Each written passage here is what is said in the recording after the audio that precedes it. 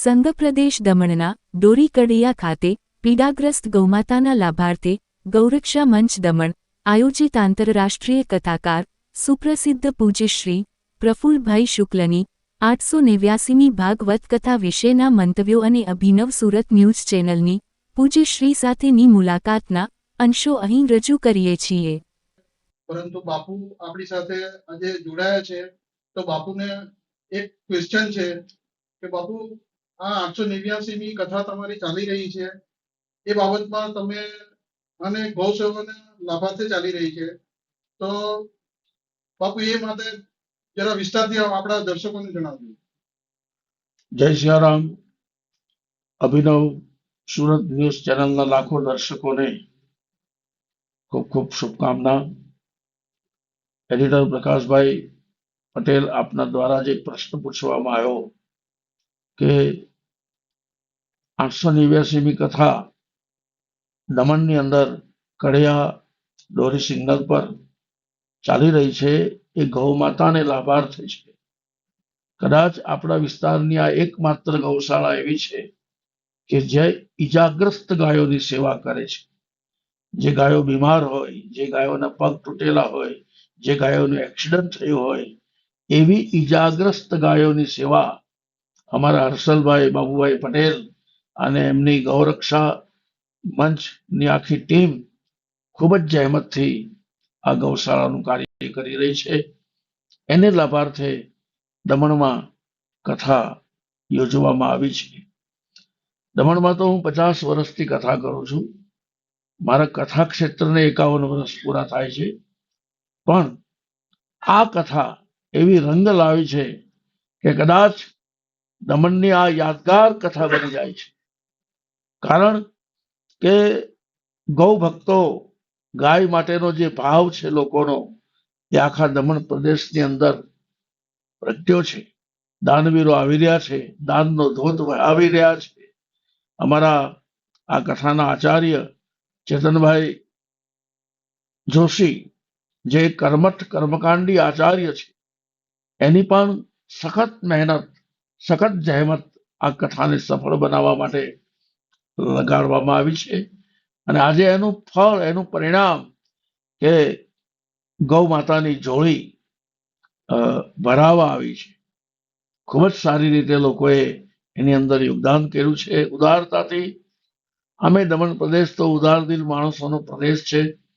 દમણમાં મેં કોઈને કંજુસાઈ કરતા જોયા નથી. અને બીજું કે આ દમણ પ્રદેશની એક ખાસિયત છે કે જો સત્ય સમજાઈ જાય, વાસ્તવિકતા સમજાઈ જાય, તો એને માટે આ પ્રદેશના લોકો જાન આપી દે છે.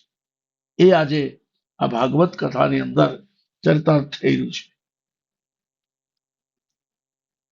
બાપુ વિશેષમાં આજની કથામાં આપનો શું છે એના માટે દર્શકોને જણાવો.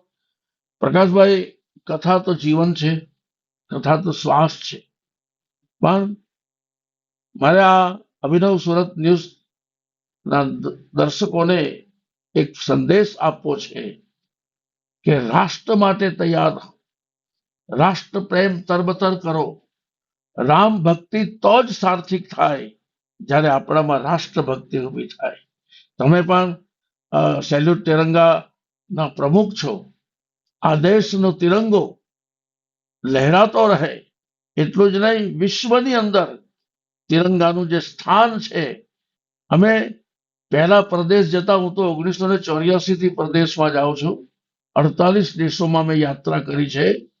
પણ અમે પહેલા પ્રદેશમાં જતા તો ઇન્ડિયા એમ પાસપોર્ટ પર વાંચે તો પેલો ઓફિસર મોઢું બગાડતો હતો. પણ જ્યારથી નરેન્દ્રભાઈ મોદી વડાપ્રધાન બન્યા અને અમે કોઈ પણ એરપોર્ટ પર ઉતરીએ અને પેલા ઓફિસરને પાસપોર્ટ આપીએ તો ઇન્ડિયા એમ વાંચે એટલે એનો ચહેરા પર મુસ્કાન આવે છે અને એ સેલ્યુટ કરે છે. આ પ્રભાવ નરેન્દ્રભાઈ મોદીનો અને આપણા તિરંગાનો આખા વિશ્વની અંદર પ્રસ્થાપિત થયો છે. તો રાષ્ટ્ર પ્રેમ જરૂર જાગવો જોઈએ. રામ ભક્તિની સાથે રાષ્ટ્ર ભક્તિ નિર્માણ થવી જોઈએ. આપણે કોઈ પણ ધર્મ પાળીએ, આપણે કોઈ પણ સંપ્રદાયમાં હોઈએ, પણ આપણું ધ્યેય, આપણું લક્ષ્ય ભારત માતા હોવું જોઈએ. અને એ આ કથાના માધ્યમથી લોકોને કહી રહ્યા છીએ. બાપુ બીજો એક પ્રશ્ન છે કે આપણે સનાતન ધર્મ થી આગળ વધી રહ્યા છે, તો આપણે જે આપણો જે પહેલાના મતલબ પૂર્વજો અને આ જે સનાતન ધર્મ જ હતો, આપણો જે હિન્દુ ધર્મ હતો એ જ હતો પહેલેથી, અને એ ધર્મ જ આપણે આગળ વધતા છીએ. પરંતુ અત્યારે જે સંત સાધુ તમારા જેવા મહાત્માઓ જ્યારે સનાતન ધર્મની સ્થાપના કરી ચૂક્યા છે, અને એમાં આપણને કેટલી સફળતા મળશે? પ્રકાશભાઈ, દુનિયામાં જેટલા ધર્મ છે એ બધાના વર્ષ છે. કોઈના 500 વર્ષ છે, કોઈના 1500 વર્ષ છે, કોઈના 2500, 2600, 2700 વર્ષ છે. પણ સનાતન ધર્મ જ એક એવો ધર્મ છે જે આદિ અનાદિ છે. એને અબજો વર્ષ થઈ ગયા, કોઈને ખબર નથી. એટલો આ સનાતન ધર્મ આખા વિશ્વની અંદર ધર્મ કેવલ સનાતન છે. બાકી બધા સંપ્રદાય છે, બાકી બધા વાળા છે. ધર્મ જો નામ આવે, રામાયણમાં લખ્યું છે, ધર્મ ન દૂસર સત્ય સમાના, આગમ નિગમ પુરાણ બખાના, રમત દેવ બલિ ભૂપ સુજાના, ધર્મ ધરેવું સહી સંકટ નાના. એટલે સનાતન ધર્મ, તમે બહુ સરસ પ્રશ્ન કર્યો કે આગલી આપણી પેઢી અને અત્યારમાં શું ફર્ક છે. હવે એક આશા બંધાય છે. વચ્ચેનો સમયગાળો થોડો બેકાર ગયો, પણ હવે ન્યૂ જનરેશન, નવી પેઢી, તમે આજે કથામાં પણ જોશો કે યુવાનોની સંખ્યા વધારે છે. પહેલા અમારી કથામાં મોટી ઉંમરના જ ભેગા થતા હતા. હવે યુવાન વર્ગ ધર્મની ધજા હાથમાં લઈ અને આગળ આવી રહ્યો છે. આ એક બહુ સારી નિશાની સનાતન ધર્મ માટે છે, અને વિશ્વમાં કાયમ સનાતન ધર્મ જ રહેશે. સનાતન ધર્મની તોલે કોઈ આવી શકે એમ નથી. વાળાઓ ગમે એટલા ફૂટે, બિલાડીના ટોપની જેમ સંપ્રદાયો ગમે એટલા જાગે, પણ સનાતન ધર્મ તે સનાતન ધર્મ છે, અને એ જ કાયમ રહેશે. ખૂબ સરસ છે. તો તમે બે શબ્દ એના માટે જણાવો દર્શક. પ્રકાશભાઈ, ધન્યવાદ. અભિનવ સુરત ચેનલ અમારા બાપુને જે બી પ્રોગ્રામો એ લાઈવ કરે છે.